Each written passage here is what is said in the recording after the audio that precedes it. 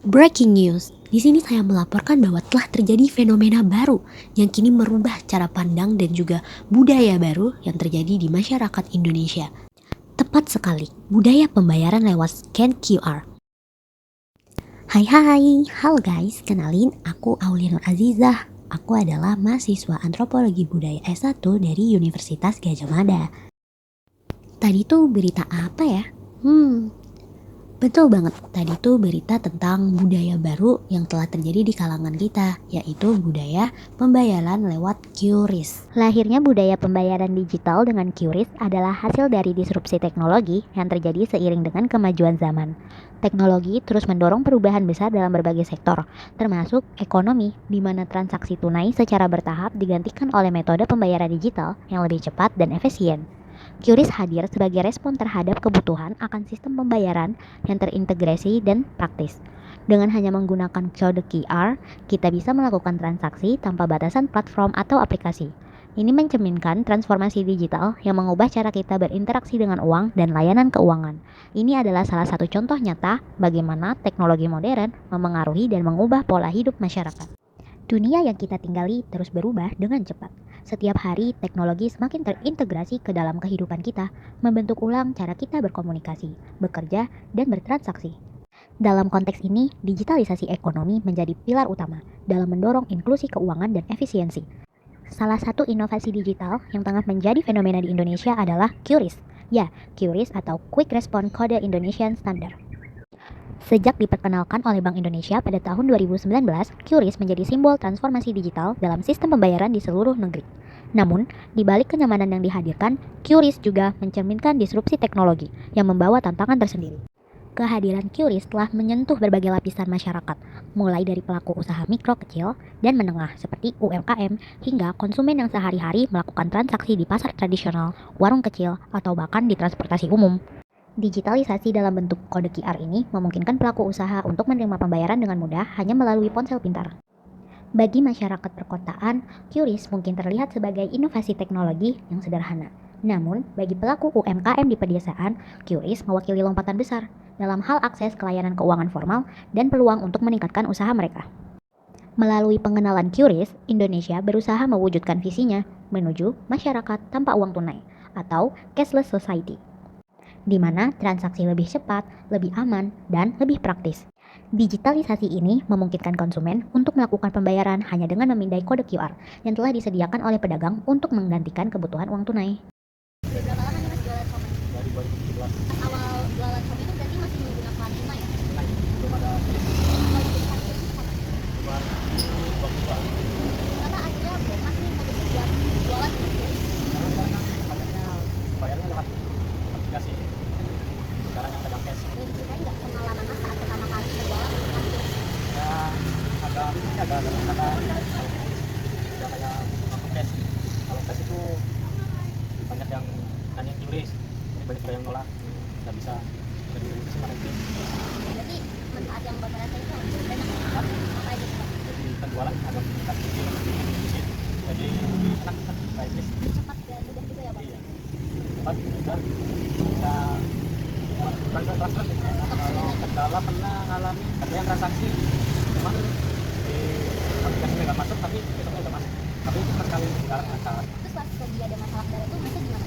Ya enggak, biasa aja. Kalau lagi rezeki saya ya pasti masuk, kalau bukan rezeki ya nggak apa-apa, karena ada yang dulu bapaknya nggak masuk kita backup, karena yang lain saya aja udah. Bapak pernah nggak mengalami permasalahan buat ikut di naik terus? Pernah aja lah, kedua juga sekarang ada rezeki dan kita nggak kenapa akhirnya awalnya buat ikut di naik terus karena buat tabungan.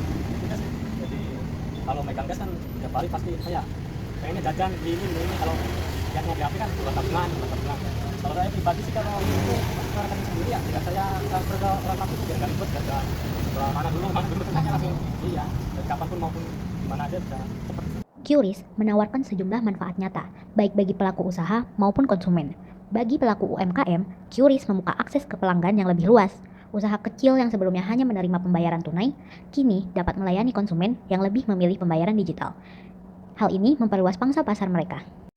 Bahkan, data Bank Indonesia menunjukkan bahwa 90% pengguna QRIS adalah pelaku UMKM, yang menegaskan pentingnya teknologi ini dalam sektor informal. Selain itu, penggunaan QRIS meningkatkan efisiensi operasional. Proses transaksi yang dulunya memerlukan uang tunai dan kembalian kini dapat diselesaikan hanya dengan beberapa detik. Pelaku usaha tidak perlu lagi khawatir kehabisan uang kecil atau mencari kembalian. Bahkan, di masa pandemi, QRIS memungkinkan transaksi tanpa kontak fisik, membantu mengurangi risiko penyebaran virus melalui uang tunai. Bagi konsumen, QRIS memberikan kemudahan dan kenyamanan dalam bertransaksi. Tidak perlu lagi membawa uang tunai atau mencari ATM. Cukup dengan smartphone dan aplikasi dompet digital, transaksi dapat diselesaikan dengan cepat. Teknologi ini tidak hanya mempermudah, tetapi juga mengurangi risiko pencurian dan kehilangan uang tunai. Namun, di balik manfaatnya ada sejumlah tantangan yang perlu diatasi. Kesenjangan digital menjadi salah satu isu utama. Banyak pelaku UMKM di daerah pedesaan atau wilayah terpencil masih kesulitan untuk mengakses teknologi ini. Beberapa dari mereka tidak memiliki ponsel pintar, atau bahkan tidak memiliki akses internet yang stabil. Hal-hal tersebutlah yang menjadi penghalang utama untuk mereka memanfaatkan QRIS. Tidak hanya itu, literasi digital juga masih menjadi masalah. Tidak semua pedagang atau konsumen memahami bagaimana cara menggunakan QRIS dengan benar. Bagi beberapa pelaku usaha, penggunaan teknologi ini terasa rumit dan membingungkan, terutama bagi mereka yang belum terbiasa dengan transaksi digital. Di samping itu, muncullah juga kekhawatiran tentang keamanan data. Meskipun transaksi digital dengan QRIS secara umum dianggap aman, tetapi resiko pencurian data dan serangan cyber tetap menjadi ancaman. Ketergantungan pada teknologi ini membuka potensi terhadap penyalahgunaan informasi, termasuk informasi pribadi, jika tidak ada perlindungan yang memadai.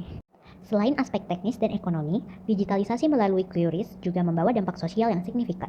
Interaksi langsung antara penjual dan pembeli dalam transaksi tunai seringkali menciptakan hubungan yang lebih personal.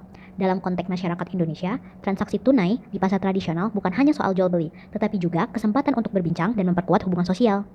Namun, dengan semakin maraknya pembayaran digital, interaksi ini semakin jarang terjadi. Meskipun transaksi digital lebih cepat dan efisien, nilai sosial dari interaksi langsung menjadi berkurang. Dalam era digital yang semakin maju, penggunaan QRIS memudahkan transaksi bagi banyak pelaku usaha dan konsumen.